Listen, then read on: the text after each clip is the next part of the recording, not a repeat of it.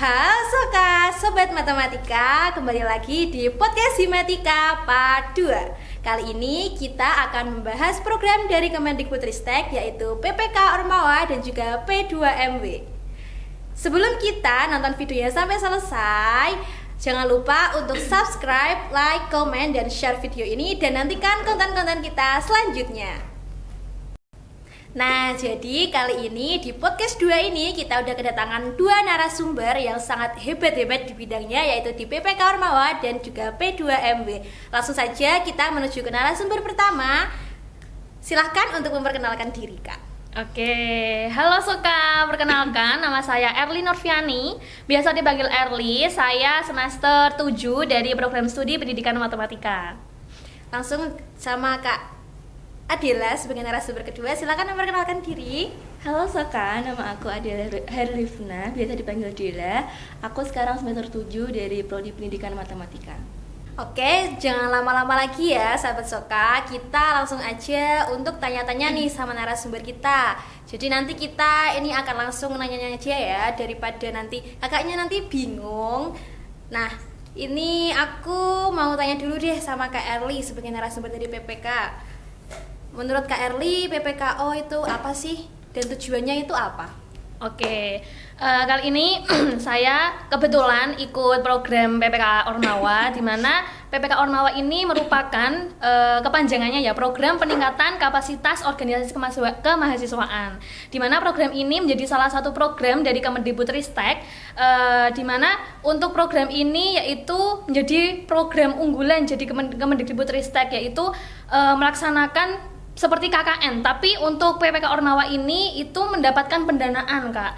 Nah, jadi untuk PPK ini itu programnya itu pengabdian masyarakat. Jadi kita memberdayakan masyarakat seperti itu. Tujuan PPK Ormawa sendiri itu yang pertama meningkatkan kapasitas organisasi kemahasiswaan. Jadi kebanyakan kan dari organisasi sendiri itu program kerjanya dari internal, Kak. Nah, jadi kita mengikuti program PPK Ormawa ini untuk tujuannya itu meningkatkan soft skill mahasiswa, di mana mahasiswa itu bisa berkomunikasi secara luas, tidak hanya di kampus saja dengan mahasiswa maupun dengan dosen, tapi juga bisa berkomunikasi dengan masyarakat luas seperti itu.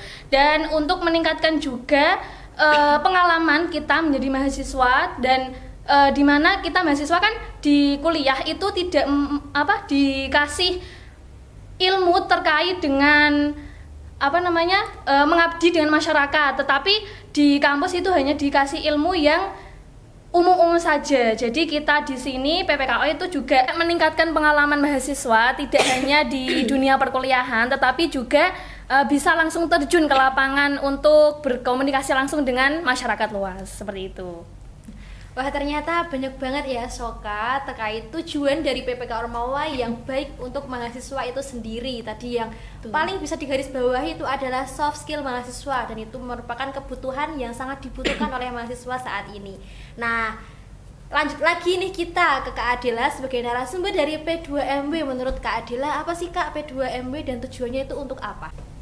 Oke, untuk P2MW sendiri itu kepanjangannya dari Program Pembinaan Wirausaha Mahasiswa. Nah, jadi program ini tuh difasilitasi oleh Kemendikbudristek bagi mahasiswa yang memiliki inovasi ide usaha, yang sudah memiliki prototipe produk maupun yang sudah menjalankan produk itu lebih dari 6 bulan. Nah, jadi program ini itu selain memberikan pendanaan, kita juga diberikan pendampingan atau coaching bagaimana kita mengoperasikan sebuah produk, kita menciptakan sebuah inovasi produk, kita memasarkan produk itu sesuai dengan target konsumen, kita menciptakan harga jual itu yang sesuai dengan pasaran, dan selain itu bagaimana kita bersaing dengan produk-produk lainnya yang mungkin menjadi pesaing kita di dunia pasar itu tadi gitu.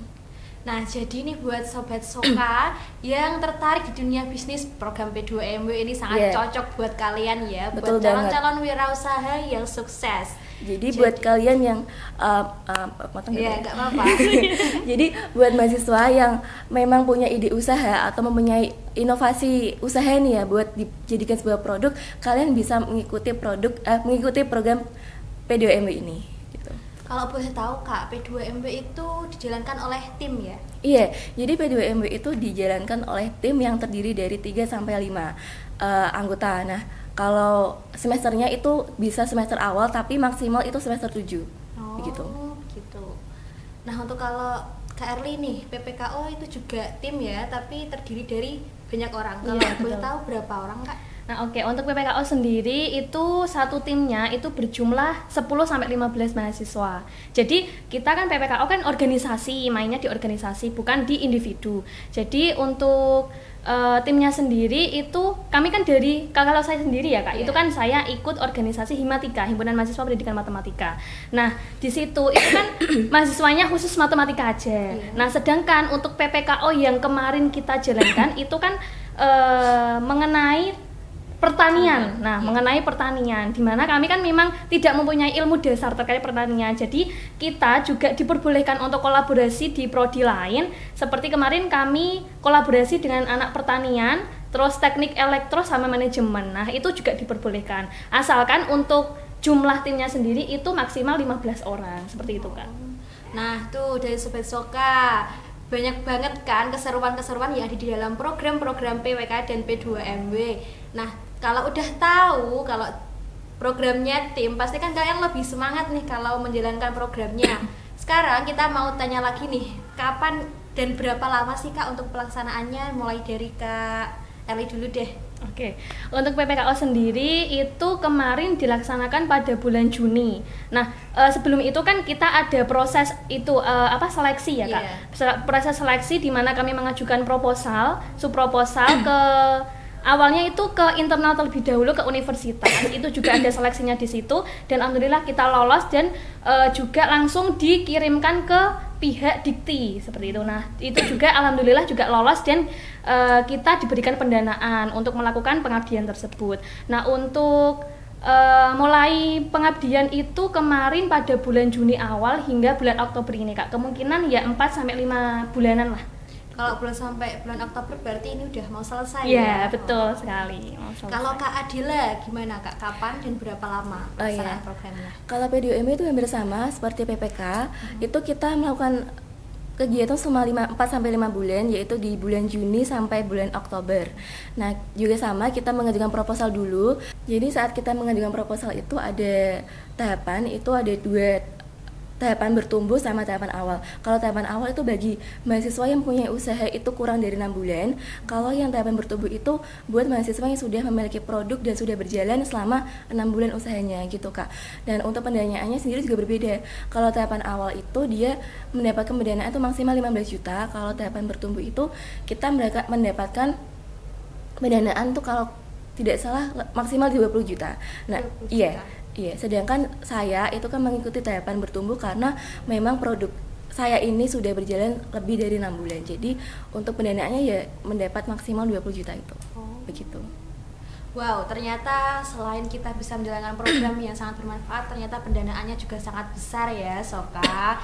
Lihat aja nih kalau dari Kak Eli pasti ini lebih dari 30 juta 20 juta lebih ya. Iya, betul. 35 juta Kak kemarin. 35 juta guys. Dan kalau Kak Dela tadi udah dengar sendiri kalau pendanaannya 20 juta ya, siapa sih yang nggak mau gitu loh ya. Oke, lanjut lagi nih ke Kak Adila. Tadi kan udah dijelasin ya Kak terkait bagaimana cara mendaftarnya. Nah, kalau siapa saja sih yang bisa mendaftar? Ya, sama seperti yang aku bilang tadi, yang bisa daftar itu bisa semua mahasiswa ya, bisa dari berbagai prodi juga, tapi yang penting tuh maksimal semester 7. Kalau sudah semester 7 udah gak bisa itu. Jadi semester awal sampai semester 6 berarti. Semester awal itu dari semester 3? Iya, semester 3. Oh, semester 3. Yeah. Oke. Kalau Kak Erli sih emang dari ormawanya sendiri ya, Kak, betul. kalau yang siapa yang bisa ikut. Oke, terus mau nanya lagi buat Kak Erli. Menurut Kak Erli, kenapa sih mahasiswa perlu berpartisipasi dalam PPK Ormawa? Dan untuk kenapa mahasiswa itu harus berpartisipasi dalam PPKO sendiri. Nah, salah satunya itu ya pengalaman, di mana di dunia perkuliahan kita tidak mendapatkan ilmu terkait dengan pengabdian masyarakat seperti itu. Jadi kita memang dari PPKO itu sendiri ya tujuannya untuk meningkatkan soft skill kita. Salah satunya itu berkomunikasi tadi yang sudah saya jelaskan. Nanti udah dijelasin ya guys, siapa saja yang bisa ikut. Nah, sekarang aku mau tanya ke kakak-kakak ini untuk syarat biar bisa ikut dan mengajukan proposal itu apa? Mulai dari Kak Erli dulu. Oke, untuk syarat dari PPKO sendiri itu dimana untuk setiap tahunnya kan memang berbeda ya Kak untuk pedomannya sendiri. Nah, semisal pengen nih organisasinya ingin ikut di PPKO, bisa nanti juga ada rilis buku pedoman, itu bisa dibaca-baca di situ. Juga ada sistematika untuk menyusun proposal juga. Tetapi untuk tahun ini itu kemarin dari ketua dan anggota timnya itu tidak diperbolehkan untuk mengikuti lebih dari satu program dari Kemendikbudristek Kak. Seperti P2MW yang diikuti oleh Kak Dila sama PKM. Nah, seperti itu. Jadi ketua sama anggotanya itu hanya semisal ikut PPKO ya hanya PPKO aja seperti itu. Nah, semisal nanti ketahuan kok ikut lebih dari satu program itu harus mengambil salah satunya seperti itu Kak. Oh gitu, jadi gitu ya Soka. Lanjut nih ke Adela, kalau syaratnya P2MW apa Kak? Kalau syarat P2MW itu wajib ya mahasiswa itu harus punya prototipe produknya. Misal kalau mahasiswa itu belum menjalankan usahanya, paling enggak dia punya prototipe produk atau produk sudah jadinya gitu loh Kak. Gitu. Selain itu juga kita mengajukan proposal juga yang tadi dia masuk ke tahapan awal apa tahapan bertumbuh. Lalu untuk penyusunan proposal sendiri itu kita bisa mengikuti buku panduan yang sudah disediakan yang setiap tahunnya misal biasanya itu berganti Kak gitu. Nah, untuk prototipe produk itu tidak boleh reseller atau dropshipper. Jadi produk itu memang harus orisinal jadi mahasiswa itu sendiri gitu. Nah, tadi itu ya guys, jadi setiap kegiatan dari Kemendikbud terutama PPK dan juga P2MW itu ada buku panduannya yang bisa kalian download sendiri yang tersedia di webnya ya Kak mungkin. Nah, jadi sekalian kalau mau tertarik ikut mengikuti program ini silahkan nanti ikuti terus infonya dan download buku panduannya karena setiap tahun tadi sudah dibilang kalau ketentuannya itu berbeda-beda gitu. Nah, lanjut lagi nih ke Kak Erli. Tadi kan kalau PPKO kegiatannya seperti KKN ya Kak, pasti kan di desa. Kalau PPKO dari Himatika tahun ini tuh di mana Kak? Oke, untuk PPKO dari Himatika sendiri untuk tahun ini itu di Desa Rejosari, di mana sebelumnya kita kan melakukan observasi terlebih dahulu, memilih desa di mana yang mempunyai potensi unggulan, tetapi di dalam desa tersebut itu mempunyai permasalahan. Nah, seperti itu. Dan kemarin untuk tahun ini juga itu ada peraturan baru untuk Himatika sendiri kan ini sedikit cerita ya Kak. Untuk Himatika sendiri kan 3 tahun berturut-turut itu sudah lolos pendanaan PPK Ormawa. Untuk 2 tahun yang lalu untuk desanya itu Desa Kandang Mas. Nah, berhubung tahun ketiga itu sudah tidak diperbolehkan untuk mengabdi di desa yang sama. Jadi untuk yang tahun ketiga ini kita memilih desa kembali, memilih desa di mana ya tadi sudah saya jelaskan untuk mengetahui potensi unggulannya apa nih dan permasalahannya di desa itu apa. Dan dari permasalahan tersebut kita menemukan sebuah solusi. Nah, jadi di situ juga kami menyesuaikan juga dengan topik dari PPK Ormawa sendiri. Untuk topiknya dari PPKO itu kan sudah ditentukan ada 14 topik Kak. Dan untuk tahun ini kami memilih topik itu smart farming Kak, seperti itu. Untuk berfokusnya itu pada budidaya hidroponik melon. Seperti itu. Nah gitu Soka, jadi kita meskipun dari program studi pendidikan matematika juga ternyata bisa belajar tentang pertanian ya Kak, betul, kalau gitu. Sekali, ya. Nah kalau gitu menurut Kak Erli benefitnya apa sih Kak ikut program ini? Nah, untuk benefitnya sendiri mengikuti program PPKO itu saya sendiri itu dikonversi sebanyak 2 SKS Kak, dimana untuk 2 SKS itu yaitu KKN. Kan programnya hampir sama dengan KKN, jadi untuk saya tahun ini itu tidak mengikuti KKN seperti itu kan. Gitu. Kalau Kak Erli seneng nggak kalau nggak ikut KKN? Seneng. Ya, antara seneng dan tidak ya. Buat teman-teman yang mau menghindari KKN, nah bisa ini ikut PPK ya.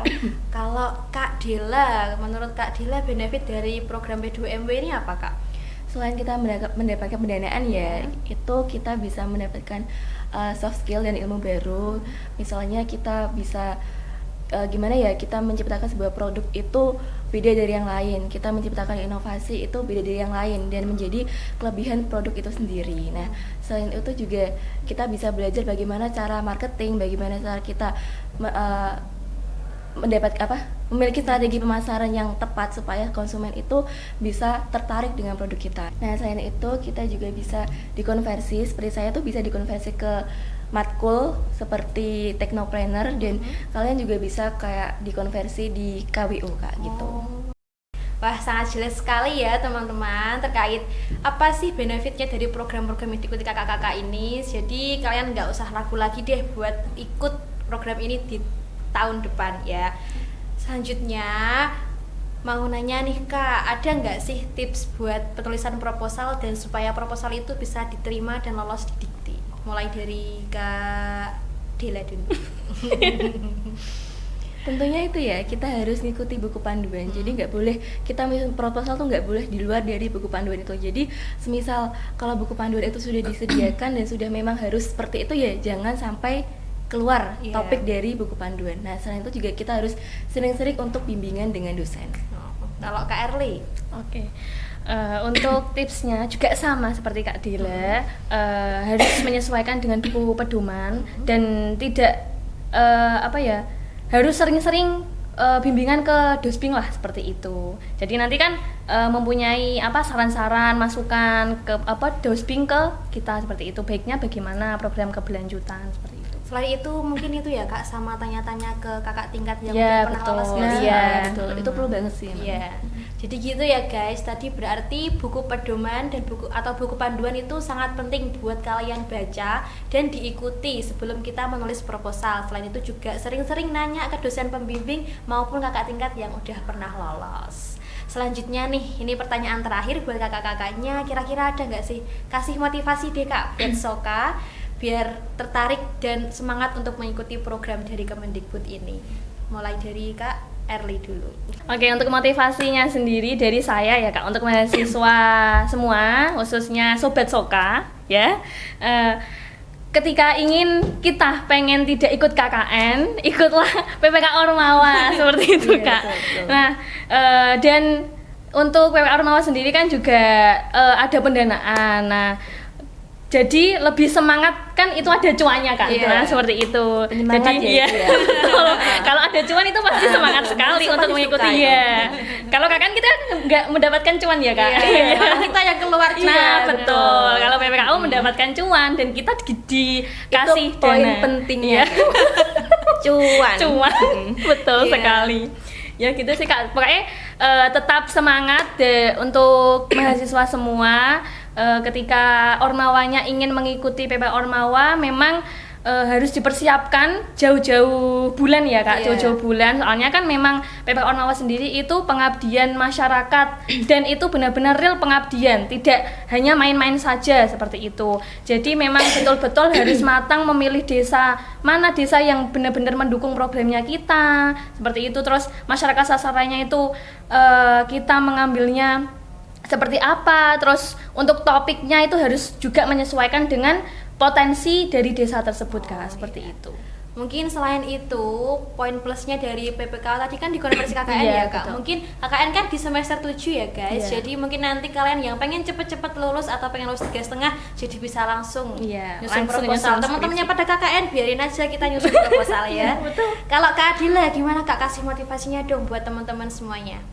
Untuk mahasiswa yang punya jiwa wirausaha nih, jiwa pengusaha yang sangat kuat banget, dan dia punya ide bisnis, entah itu ide bisnis makanan, minuman, atau industri budaya, atau usaha jasa, kalian bisa banget untuk menyusun proposal dan diajukan ke program P2MW ini. Nah, selain itu kalian juga bisa dapat keuntungan juga kan dari pendanaan dan juga keuntungan yang dari produk kalian jual gitu.